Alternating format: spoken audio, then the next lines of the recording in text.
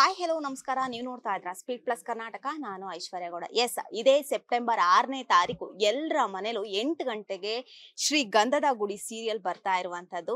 ಎಲ್ಲರೂ ಕೂಡ ಕಾತರದಿಂದ ಪ್ರೋಮೋ ನೋಡೇ ಕಾಯ್ತಾ ಇರುವಂತದ್ದು. ಎಸ್, ಇದೆಲ್ಲದರ ಬಗ್ಗೆ ಮಾತಾಡಲು ಶ್ರೀ ಗಂಧದ ಗುಡಿ ಸೀರಿಯಲ್ನ ತಂದೆ ಆಗಿರುವಂತಹ ಕರಿಸುಬ್ಬು ಸರ್, ಸುಬ್ಬಣ್ಣ ಅವರು ನಮ್ಮ ಜೊತೆ ಇದ್ದಾರೆ. ಸರ್, ಮೊದಲನೇದಾಗಿ ನಮಸ್ತೆ. ತಂದೆಯಾಗಿ ಮಾಡ್ತಾ ಇದ್ದೀರಾ, ಏನ್ ಹೇಳ್ತೀರಾ ಇದ್ರ ಬಗ್ಗೆ?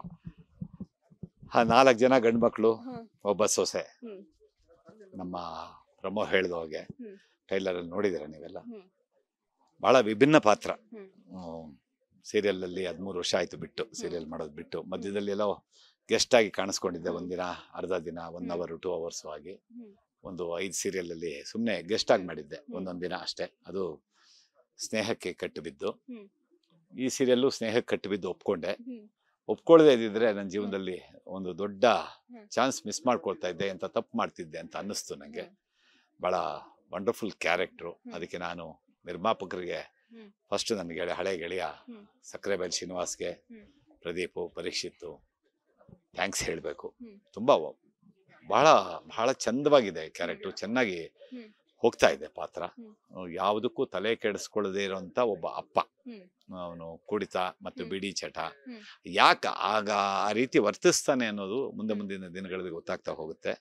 ಬಹಳ ಒಳ್ಳೆ ಒಂದು ಪಾಪ್ಯುಲರ್ ಚಾನಲ್ ಕಲರ್ಸ್ ಕನ್ನಡ, ಅದರಲ್ಲಿ ನನಗೆ ಈ ರೀತಿ ಒಂದು ಪಾತ್ರ ಸಿಕ್ಕಿದೆ. Thanks to Sakkarebail Srinivas and Parikshit ತಂಡಿದು. ಅದೇ ರೀತಿ ಅವರು ನನಗೆ ಅವಕಾಶ ಕೊಟ್ಟ ಮೇಲೆ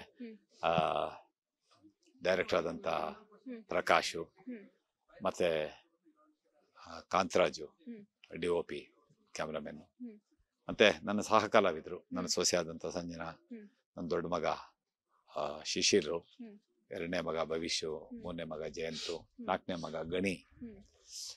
ಬಹಳ ಹೇಗಿದೆ ಅಂತಂದ್ರೆ ನಿಜವಾಗ್ಲೂ ಅವ್ರು ನಿಜ ಜೀವನದಲ್ಲೂ ಅದೇ ರೀತಿ ವರ್ತಿಸ್ತಾರೆ ಅನ್ನೋ ರೀತಿ ನಾವು ಯಾರು ಆಕ್ಟ್ ಮಾಡ್ತಾ ಇದ್ದೀವಿ ಅಂತ ಅನಿಸಲ್ಲ. ಸೊ ಕ್ಯಾಶುವಲ್ ನಾವು ಮಾಡ್ಕೊಂಡು ಹೋಗ್ತಾ ಇದ್ವಿ. ಎವರಿ ಶಾರ್ಟ್, ಎವರಿ ಸೀನ್ ತುಂಬಾ ಚೆನ್ನಾಗಿ ಮೂಡಿ ಬಂದಿದೆ. Wonderful character. ಬಹಳ ನಿಗೂಢತೆಯಿಂದ ಕೂಡಿರುವಂತ ಒಂದು ಪಾತ್ರ ಇದು. ನಟರಾಜ ಅನ್ನೋ ಒಂದು ಪಾತ್ರ ಏನಿದೆ, ಡಾಕ್ಟರ್ ರಾಜ್ಕುಮಾರ್ ಅವರ ಅಭಿಮಾನಿ, ಅಣ್ಣ ಅವರ ಅಭಿಮಾನಿ. ಅವನು ಲಾರಿ ಡ್ರೈವರು, ಲಾರಿ ಓಡಿಸೋವಾಗ್ಲೂ ಅಣ್ಣ ಅವರ ಹಾಡುಗಳನ್ನ ಕೇಳ್ಕೊಂಡೇ ಓಡಿಸ್ತಾ ಇರ್ತಾನೆ. ಅಣ್ಣ ಅವ್ರ ಹಾಡನ್ನ ಯಾವಾಗಲೂ ಗುಣಗ್ತಾ ಇರ್ತಾನೆ. ಇದರಲ್ಲಿ ಬರುವಂತ ಸುಮಾರು ಡೈಲಾಗ್ಗಳು ನಂದು ಅಣ್ಣ ಅವರ ಚಿತ್ರದ ಹಾಡುಗಳೇ ಆಗಿರುತ್ತೆ. ಸೊ ಅದನ್ನ ಹೇಳ್ಕೊಂಡೇ ಸ್ಟಾರ್ಟ್ ಮಾಡ್ತಾ ಇರ್ತಾನೆ. ಒಂಥರ ತತ್ವಜ್ಞಾನಿ ತರ ಹೇಳ್ತಾ ಇರ್ತಾನೆ ಅವನು. ಮತ್ತೆ ಉಳಿದಂತ ಪಾತ್ರಗಳೆಲ್ಲಾನು ಚೆನ್ನಾಗಿ ಮೂಡಿ ಬಂದಿದೆ. ವಂಡರ್ಫುಲ್ ಆಗಿ ಬರ್ತಾ ಇದೆ ಸೀರಿಯಲ್ ಅಂತೂ. ಇನ್ನ ಜನ ನೋಡಿ ನಮ್ಮನ್ನು ಓಕೆ ಮಾಡ್ಬೇಕು. ಸರ್, ಈಗ 4 ಜನ ಮಕ್ಕಳು, ನಟರಾಜ್ ಅವ್ರು ಯಾಕೆ ಇನ್ನೊಂದು ಮದ್ವೆ ಆಗಿಲ್ಲ ಅಂತ ಮಕ್ಳಿಗೋಸ್ಕರ?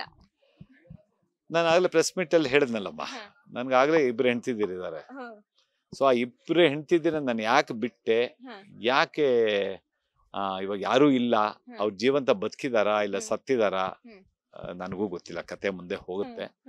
ಸೊ ಅವ್ರಿಬ್ಬರಿಂದಾನೇ ಹಿಂಗಾಯ್ತಾ ನನ್ನ ಬದುಕು, ಅಥವಾ ಅವರಿಬ್ಬರು ನನ್ನಿಂದ ದೂರ ಆದ್ಮೇಲೆ ನನ್ನ ಬದುಕಿಗೆ ಆಯ್ತಾ, ಅದಕ್ಕೆ ನಾನ್ ಕಾರಣನ ಅವ್ರು ನನಗ್ ಕಾರಣನ ಗೊತ್ತಿಲ್ಲ. ಅದು ಸಸ್ಪೆನ್ಸು. ಮುಂದಿನ ದಿನಗಳಲ್ಲಿ ಬಹಳ ವಂಡರ್ಫುಲ್ ಆಗಿ ಬರ್ತಾ ಇರುತ್ತೆ. ಈಗ ಇದುವರೆಗೂ ಆಗಿರುವಂತ ಎಪಿಸೋಡ್ಗಳಲ್ಲಿ ಎಲ್ಲ ಕ್ಯಾರೆಕ್ಟರ್ಸ್ ತುಂಬಾ ಚೆನ್ನಾಗಿ ಮೂಡಿ ಬಂದೆ. ಒಂದು 3 ಟ್ರ್ಯಾಕ್ ಅಲ್ಲಿ ಹೋಗುತ್ತೆ. ನಾನು ಒಂದು ಟ್ರ್ಯಾಕ್ ಕತೆ ಹೋದಾಗ ಮಾತ್ರ ನಾನು ಎಂಟ್ರಾಗಿರ್ತೀನಿ. ಇನ್ನು 2 ಟ್ರ್ಯಾಕ್ ನನಗೆ ಗೊತ್ತಿರಲ್ಲ. ಸೊ ಪೂರ್ತಿ ಸೀರಿಯಲ್ ನಾನು ಕೂತ್ಕೊಂಡು ನೋಡಿದಾಗ ಗೊತ್ತಾಗುತ್ತೆ ನನಗೆ. ಸೊ ನನ್ನ ಟ್ರ್ಯಾಕ್ ಹೇಗೆ ಹೋಗುತ್ತೆ ಬೇರೆದು ಅಂತ ಬಿಟ್ಟು. ಬಟ್ ನಾನು ಇಲ್ದೇ ಇರೋ ಟ್ರ್ಯಾಕೇ ಇಲ್ಲ ಅಂತ ಹೇಳ್ತಾ ಇದ್ದಾರೆ. ನೋಡ್ಬೇಕು ಮುಂದೆ ಹೇಗೆ ಹೋಗುತ್ತೆ. ಓಕೆ ಸರ್, ಈಗ ಹೇಗಾಗಿದೆ ಅಂದ್ರೆ 13 ವರ್ಷದ ನಂತರ ಮತ್ತೆ ಸೀರಿಯಲ್ ಕಡೆ ಬರ್ತಾ ಇದ್ದೀರಾ. ಎಲ್ಲೋ ಒಂದ್ ಕಡೆ ಅನ್ಸುತ್ತೆ ಇವೇನ್ ಅವಕಾಶಗಳಿಲ್ವಾ ಅನ್ನುವಂಥದ್ದು ಕೂಡ ಬರುತ್ತೆ. ಸೊ ಅದಕ್ಕೆ ಏನ್ ಸರ್ ಆನ್ಸರ್ ಏನ್ ಕೊಡ್ತೀರಾ ಸರ್ ನೀವು? ಅವಕಾಶಗಳಿಲ್ದೆ ನಾನೇನು ಕೂತಿಲ್ಲ. ಆಮೇಲೆ ನಾನು ಯಾವತ್ತೂ ಚಿತ್ರರಂಗದಲ್ಲಿ 30 ದಿನ, ತಿಂಗಳಿಗೆ 30 ದಿನಾನು ನಾನು ಆಕ್ಟೇ ಮಾಡ್ಬೇಕೊಂಡಿರ್ಬೇಕು ಅಂತ ನಾನು ಯಾವತ್ತೂ ಬಯಸ್ಲೂ ಇಲ್ಲ. ಯಾಕೆಂದ್ರೆ ನಾನು ಚಿತ್ರರಂಗಕ್ಕೆ ಬಂದು 55 ವರ್ಷ ಆಯ್ತಮ್ಮ. 55 ವರ್ಷ 30 ದಿನ ಆಕ್ಟ್ ಮಾಡ್ಕೊಂಡಿರಕ್ ಆಗತ್ತಾ ಯಾರ ಕೈನಲ್ಲಾದ್ರು? ಆಗಲ್ಲ. ನಾನು ಎಲ್ಲಾ ವಿಭಾಗಗಳಲ್ಲೂ ಕೆಲಸ ಮಾಡ್ಕೊಂಡ್ ಬಂದಿದ್ದೀನಿ. ನಿರ್ಮಾಪಕನಾಗಿದ್ದೀನಿ, ಕ್ಯಾಮ್ರಾ ಡಿಪಾರ್ಟ್ಮೆಂಟಲ್ಲಿ ವರ್ಕ್ ಮಾಡಿದ್ದೀನಿ, ಆರ್ಟ್ ಡಿಪಾರ್ಟ್ಮೆಂಟ್ ವರ್ಕ್ ಮಾಡಿದ್ದೀನಿ, ಎಡಿಟಿಂಗ್ ಡಿಪಾರ್ಟ್ಮೆಂಟ್ ವರ್ಕ್ ಮಾಡಿದ್ದೀನಿ, ಡೈರೆಕ್ಷನ್ ಡಿಪಾರ್ಟ್ಮೆಂಟಲ್ಲಿ ವರ್ಕ್ ಮಾಡಿದ್ದೀನಿ, ಎಲ್ಲ ಡಿಪಾರ್ಟ್ಮೆಂಟಲ್ಲೂ ಪ್ರೊಡಕ್ಷನ್ ಮ್ಯಾನೇಜರಾಗಿ ವರ್ಕ್ ಮಾಡಿದ್ದೀನಿ, ಎಲ್ಲ ಡಿಪಾರ್ಟ್ಮೆಂಟಲ್ಲೂ ವರ್ಕ್ ಮಾಡಿದ್ದೀನಿ. ಇವತ್ತಿಗೂ ನಾನು ಬ್ಯುಸಿಯಾಗೇ ಇದ್ದೀನಿ, ಒಂದು ನಿಮಿಷ ಪುರ್ಸೊತ್ತಿಲ್ಲ. ನನಗೆ ಶೂಟಿಂಗ್ ಬಂದ ತಕ್ಷಣ ನಾನು ಮೇಕಪ್ ಹಾಕಿ ಕೂತ್ಕೊಂಡ್ರೆ ಸಾಯಂಕಾಲ ಪ್ಯಾಕಪ್ ಆಗಿದ ತಕ್ಷಣ, ಈಗ ನೀವು ನನ್ನನ್ನು ಬಿಟ್ಟರೆ ಸಾಕು ಒಬ್ಬರು ಕ್ಯಾಚ್ ಮಾಡ್ತಾ ಇದ್ದೀರಾ ನನಗೆ ಸೋಷಿಯಲ್ ಮೀಡಿಯಾದವರು. ಇಲ್ಲಾಂದ್ರೆ ಇಷ್ಟೊತ್ತಿಗೆ ನಾನು ತೋಟದಲ್ಲಿ ಇರ್ತಿದ್ದೆ. ನಾನೊಂದು ಹೋಮ್ ಸ್ಟೇ ಬಿಲ್ಟ್ ಮಾಡ್ತಾ ಇದ್ದೀನಿ, ಅದ್ರ ಕನ್ಸ್ಟ್ರಕ್ಷನ್ ನಡೀತಾ ಇದೆ, ಬೇರೆ ಬೇರೆ ಕೆಲಸಗಳಿರುತ್ತೆ. ವಾಣಿಜ್ಯ ಮಂಡಳಿಯಲ್ಲಿ ನಾನು ಪದಾಧಿಕಾರಿಯಾಗಿದ್ದೆ, ಮತ್ತು ಈ ಕಾರ್ಯಕಾರಿ ಸಮಿತಿಯಲ್ಲಿ ಇರ್ತೀನಿ. ಫಿಲ್ಮ್ ಫೆಡರೇಷನ್ ಆಫ್ ಇಂಡಿಯಾ ಬಾಂಬೆನಲ್ಲಿ ನಾನು EC ಮೆಂಬರು, ಮತ್ತು south Indian film chamber of ಕಾಮರ್ಸಲ್ಲೂ EC ಮೆಂಬರು. ಸೊ ನನಗೆ ತುಂಬ ನಾನು ಬರೀ ಆ್ಯಕ್ಟಿಂಗಲ್ಲೇ ಬ್ಯುಸಿ ಇರಬೇಕು ಅನ್ನೋದೇನಿಲ್ಲ ನಾನು. ಆಮೇಲೆ ನೆನ್ನೆನೂ ಒಂದು ಸಿನಿಮಾದಲ್ಲಿ ಆ್ಯಕ್ಟ್ ಮಾಡ್ಬಿಟ್ಟು ಬಂದೆ ನಾನು ಇದ್ದಕ್ಕಿದ್ದಂಗೆ. ಖಾಲಿ ಕೂತಿದ್ದೀನಿ, ಡೇಟ್ ಯಾರೋ ಫೋನ್ ಮಾಡ್ತಾರೆ, ಶುಭ ಸರ್ ಇದ್ದೀರಾ, ಒಂದೇ ಒಂದು ದಿನ ಮಾಡ್ತೀರಾ ಅಂತಾರೆ, ಹೋಗಿ ಮಾಡ್ಬಿಟ್ಟು ಬರ್ತೀನಿ. ಸೊ ಪಾತ್ರ ಚೆನ್ನಾಗಿರ್ಬೇಕು, ಒಂದಿನ ಆದರೆ ದುಡಿಯೋನಿಗೆ ನಮಗೇನು ದುಡಿಬೇಕು ಅಷ್ಟೇ ನಮಗೆ. ಅದಕ್ಕೋಸ್ಕರ ಅವಕಾಶ ಇಲ್ಲದೆ ಸೀರಿಯಲ್ಗೆ ಬಂದಿದ್ದೀನಿ ಅನ್ನೋದು ತಪ್ಪು, ಅದು ತಪ್ಪದು. ಕೆಲವರು ಮಾತಾಡ್ಕೊಳ್ಳಿ, ಅವ್ರು ಮಾತಾಡ್ಕೊಳ್ಳೋರ್ಗೇನು ಅದು. ಬಟ್ ನನ್ನನ್ನು ಬಲ್ಲವ್ರಿಗೆ ಎಲ್ಲರಿಗೂ ಗೊತ್ತು, ಕರಿಸುಬು ಒಂದು ನಿಮಿಷನೂ ಫ್ರೀ ಇರಲ್ಲ ಅನ್ನೋದು ಎಲ್ಲರಿಗೂ ಗೊತ್ತಿದೆ. ಇವತ್ತಿಗೂ 18 ಗಂಟೆ ದುಡಿತೀನಮ್ಮ, 18ಇಂದ 20 ಗಂಟೆ ದುಡಿತೀನಿ ನಾನು. ಇವತ್ತಿಗೂ ದುಡಿತಾ ಇದ್ದೀನಿ ನಾನು. ಅದೇನು ಬರೀ ಕಲಾವಿದನ ಜೀವನ ಅನ್ನೋದು ದುಡಿದ ತಾನೆ, ಸಿನಿಮಾ ಆದ್ರೂ ಅದೇನೆ, ಸೀರಿಯಲ್ ಆದ್ರೂ ಅದೇ ತಾನೆ. ಸರ್, ಇವೇನ್ ಹೆಂಗಾಗುತ್ತೆ ಗೊತ್ತಾ, ನಿಮಗೆ ಆದ ಒಂದು ಬಿಸ್ನೆಸ್ ಅನ್ನುವಂಥದ್ದು ಇದೆ. ಕೆಲವೊಬ್ರು ಇವಾಗ ಬರುವಂತ ಕಲಾವಿದ್ರು ಕಲಾವನ್ನೇ ಇವಾಗ ನಮ್ಸ್ಕೊಂಡ್ ಬಂದಿರುವಂತ ಕಲೆಯನ್ನೇ ನಮ್ಸ್ಕೊಂಡ್ ಬಂದಿರುವಂತದ್ದು. ಸೊ ಅವರ ಜೀವನ ಹೇಗೆ ಅನ್ನುವಂಥದ್ದು ಬಹಳ ಕಷ್ಟ ಆಗುತ್ತೆ. ಯಾರು ನನ್ನ ಜೊತೆ ಬಂದು ನನಗೆ ಒಂದು ಪಾತ್ರ ಕೊಡ್ಸಿ ಅದ್ ಕೊಡ್ಸಿ ಅಂದಾಗ, ನೋಡಪ್ಪ ಒಬ್ಬರಿಗೆ ಹೇಳ್ಬೋದು, ನಾನು ಇಬ್ಬರಿಗೆ ಹೇಳ್ಬೋದು, ಆಮೇಲೆ ನಿನ್ ಕಾಲ ಮೇಲೆ ನಿಂತ್ಕೋಬೇಕಾಗತ್ತೆ. ಹೊಟ್ಟೆ ಪಾಡಿಗೆ ಫಸ್ಟ್ ಏನಾದ್ರು ಮಾಡ್ಕೋ ನೀನು, ಆಮೇಲೆ ಇದ್ರ ಕಡೆ ಗಮನ ಕೊಡು. ಇಲ್ಲ ನಿನ್ನ ಲೈಫು ಡಿಪ್ರೆಷನ್ ಕೊಟ್ಟೋಗ್ತೀಯ ನೀನು. ನಾನು ನೋಡಿದ್ದೀನಿ ತುಂಬ ಜನ ಏನು ಮಾಡೋಕ್ಕಾಗದೆ ಏನೇನೋ ಆಗೋಗ್ಬಿಟ್ಟು ಹಂಗಾಗೋಗ್ಬಿಡ್ತೀಯ. ನನ್ನ ಲೈಫಲ್ಲೇ ಹಂಗಾಗಿತ್ತು. ಯಾವಾಗ ನಾನು ಒಂದು ಮುತ್ತನ ಕತೆ ಆಕ್ಟ್ ಮಾಡ್ಬಿಟ್ಟು ಬಂದಾಗ, I was in working in the photophone, ನನಗೆ ರಜಾ ಕೊಡಲ್ಲ ಅಂತ ಆಗಿ ಕೆಲಸ ಸೇರಿದಾಗ ನಾನು ಕೆಲಸ ಬಿಟ್ಬಿಟ್ಟು ಬಂದ್ಬಿಟ್ಟೆ. ಒಂದು ಶೆಡ್ಯೂಲ್ ಆಗಿತ್ತು, ಇನ್ನೊಂದು ಶೆಡ್ಯೂಲ್ ಶಂಕರ್ನಾಗ್ ಕರ್ಕೊಂಡೋಗಿ ನಮಗೆ ಪಾತ್ರ ಹಚ್ಬಿಟ್ಟಿದ್ದಾರೆ, ನೆಕ್ಸ್ಟ್ ನಾವು ಹೀರೋ ಆಗೋಗ್ಬಿಡ್ತೀವಿ.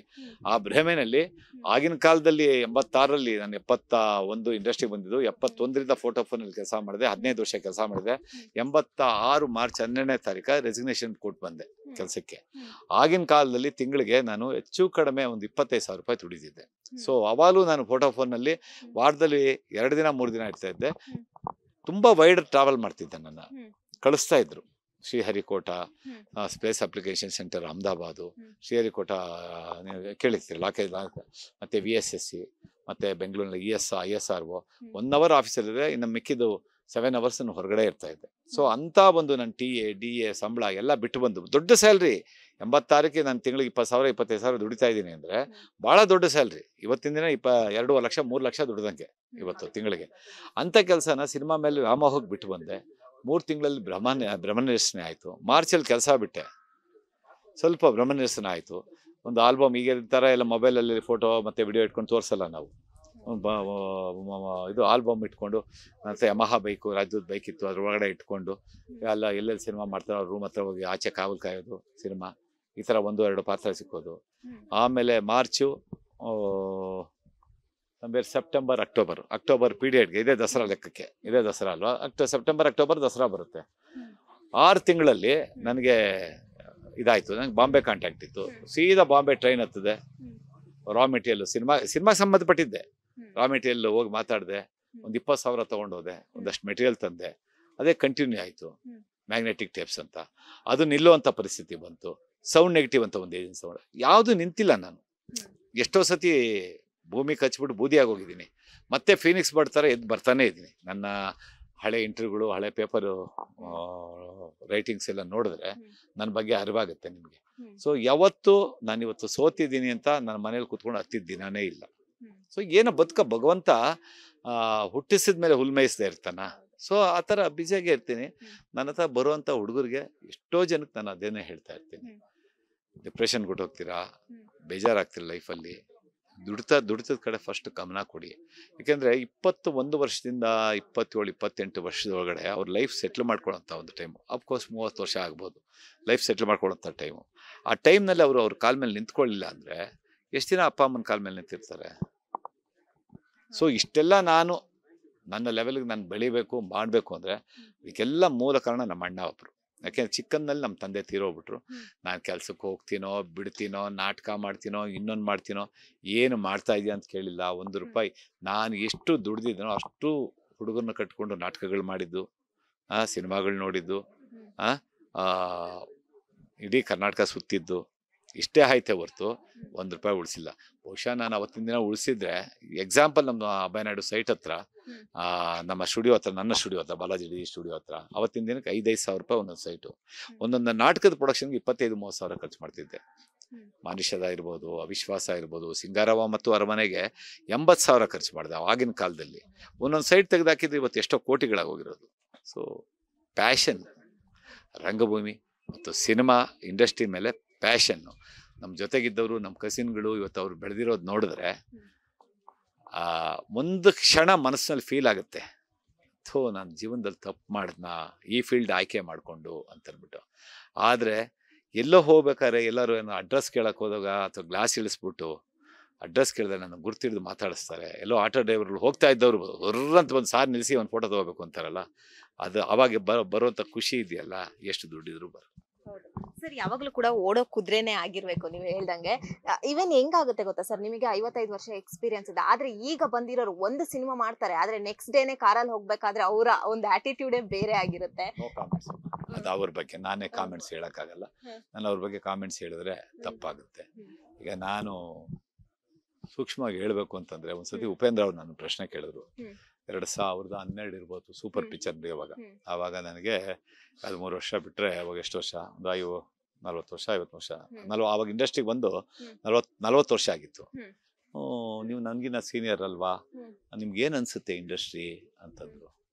ಹ್ಞೂ ಸರ್ 40 ವರ್ಷ ಆಗ್ತಾ ಇದೆ, 40 ವರ್ಷ ಮುಗೀತು ಸರ್ ಇವಾಗ ಇಂಡಸ್ಟ್ರಿಗೆ ಬಂದು ಅಂತ. ಏನ್ ಅನ್ಸುತ್ತೆ ಅಂದ್ರೆ, ಏನು ಅನ್ಸಿಲ್ಲ ಸರ್ ಇನ್ನು ನನಗೆ. ಮೊದಲನೇ ದಿನ ಬಂದಾಗ ಹೇಗಿತ್ತೋ ಈಗಲೂ ಹಾಗೇ ಇದ್ದೀನಿ.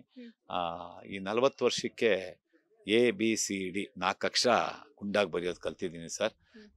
ಡಿ ಆದ್ಮೇಲೆ ಇ ಅಲ್ವಾ, ಈಗ ತಿದ್ದುತ್ತಾ ಇದ್ದೀನಿ ಸರ್, ಇನ್ನು ಕಲಿಯೋದು ಭಾಳ ಇದೆ ಸರ್, ಇನ್ನು 26 ಅಕ್ಷರ ಇದೆ ಸರ್ ಅಂತಂದೆ. ಅವ್ರ ಕೈಯಲ್ಲಿ ಇದ್ದ ಕಾಫಿ ಹಂಗೆ ಚೆಲ್ಲೋಯ್ತು. ಅವರು ಉಪೇಂದ್ರ ಅವ್ರು ಮರ್ತಿಲ್ಲ ಅಂತ ಅನ್ಬೋದು, ಇವಾಗ ಹೇಳಿದ್ರೆ ಹೇಳ್ತಾರೆ ಅವರು.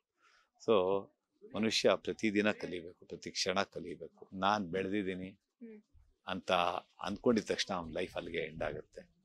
ಯಾವತ್ತೂ ಆಟಿಟ್ಯೂಡ್ ತೋರಿಸ್ಬಾರ್ದು ಯಾರಿಗೂ. ಆಟಿಟ್ಯೂಡ್ ಯಾವತ್ತೂ ಇರಲ್ಲ, ತುಂಬಾ ದಿನ ಇರಲ್ಲ. ಓಕೆ ಸರ್, ಇದನ್ನೆಲ್ಲ ಹೊರತುಪಡಿಸಿ ಇನ್ನೇನು 6ನೇ ತಾರೀಕು ನಿಮ್ಮ ಸೀರಿಯಲ್ ಬರ್ತಾ ಇದೆ, ಏನ್ ಹೇಳ್ತೀರಾ ವೀಕ್ಷಕರಿಗೆ?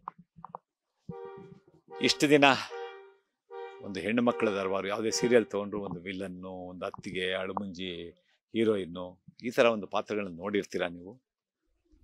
ಅಂದರೆ ನಾನು ಸೂಕ್ಷ್ಮವಾಗಿ ಜನ ಮಾತಾಡೋದು ಹೇಳ್ತಾ ಇದ್ದೀನಿ. ನಾನು ಯಾವುದೇ ಸೀರಿಯಲ್, ನಾನು ಆ್ಯಕ್ಟ್ ಮಾಡೋ ಸೀರಿಯಲ್ಲು ನೋಡಿಲ್ಲ, ಇವತ್ತಿಗೂ ನೋಡೋದಿಲ್ಲ. ಯಾವುದೋ ಟೈಮ್ಗೆ ಹೋಗ್ತೀನಿ, ಏನೋ ಮಾಡ್ತೀನಿ. ಅದೇನೋ ಹಠ ಅಲ್ಲ ನೋಡದೇ ಇರಬೇಕು ಅಂತ, ನನಗೆ ಟೈಮ್ ಸಿಗಲ್ಲ. ಹೋದ್ರು ಆ ಕ್ಷಣದಲ್ಲಿ, ಆ ಟೈಮ್ನಲ್ಲಿ ಏನಾದರೂ ಹೋಗಿ ನೋಡ್ತೀನಿ ಅಷ್ಟೇ. ಈ ಸೀರಿಯಲ್ಲು ನಮ್ಮ ಶ್ರೀಗಂಧದ ಗುಡಿ ಏನಿದೆ ಬಹಳ ಭಿನ್ನವಾಗಿದೆ.